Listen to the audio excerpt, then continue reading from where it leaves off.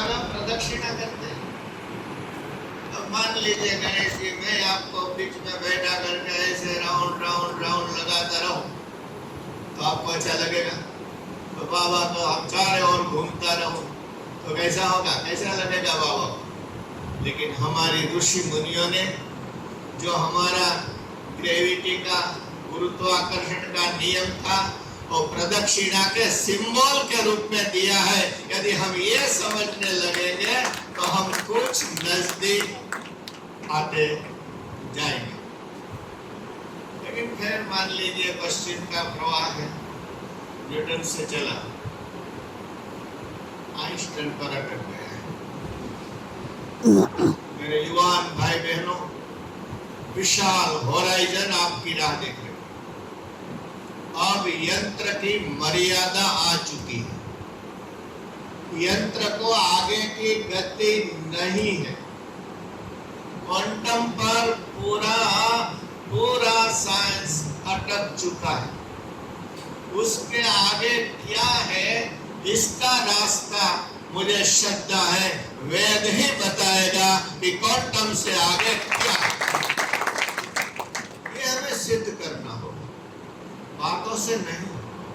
वो जिस भाषा में चाहते हैं उस भाषा में सिद्ध करना होगा कि क्वांटम से आगे या ये हमारे पास नहीं है, ऐसा नहीं है। इस उपनिषद को देखिए, अनेज देकम मनसो जवीयः नान्यत देवा आपनुवन पूर्वमर्शत। और तो कहीं छूट गए। लाइट स्पीड से भी वेगवान मन है, और मन से भी एक अद्भुत तत्व ऐसा है। ऐसी सुंदर भाषा काव्यात्मक वेदों की है। अनेज देकम मनसो जवीयः, बिल्कुल स्थिर है, it's steady even though it's speedier than mind. क्या है? एक और तो वेदों की बात लगेगी, स्थिर है तो गतिशील कैसे होगा? इतनी गति है तो स्थिर कैसे होगा?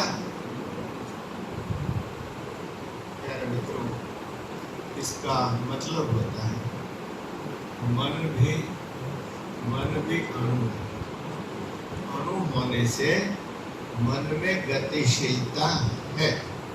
जो अणु होगा वो गतिशील होगा। जैसे क्वांटम्स, वो गतिशील है, लाइट स्पीड से भागते हैं।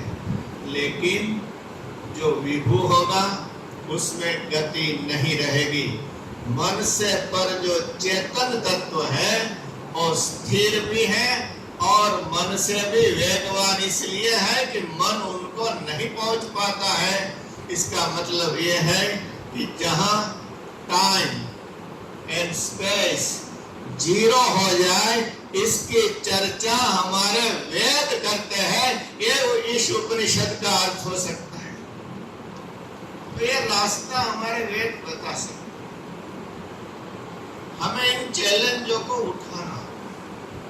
अभी जो हमारी कॉन्फ्रेंस हुई थी, हमारे हिंदू धर्म आचार्य सभा के महामंत्री परमात्मानंद जी ने आयोजित किया था, और हमारे बहुत प्रिय आत्मीय रामनाथ झा जी भी उसमें आए हुए थे दिल्ली से, और भी कई साइंटिस्ट थे। देखिए, उन साइंटिस्टों के साथ हमारी चर्चा होती है। 2-3 बात मैं आपसे करना चाहता हूँ। अब न्यूरो साइंस की बात करते हैं कि बच्चा जब माँ के उदर में आता है तो उसका जो न्यूरो सेल्स है वो एम्प्टी होते हैं या उसमें मेमोरी होती है? ये प्रश्न साइंटिस्ट मेमोरी नहीं मानते, क्योंकि वे इसको बायोलॉजिकल प्रोडक्ट मानते हैं। यदि मेमोरी सिद्ध होती है तो हमारे पूर्व जन्म भी सिद्ध हो गए और पुनर्जन्म भी सिद्ध हो जाएगा। हमें वैदिकों को यह करना है कि न्यूरो में मेमोरी होती है, यह सिद्ध करना है। और सहज साधन है हमारे सामने। उदाहरण है, जंगल में